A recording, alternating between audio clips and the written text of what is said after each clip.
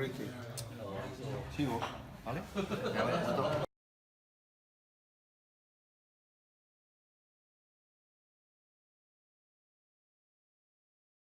Sí, lo hago antes. Vale. ¿Dónde estás? Sí, estoy.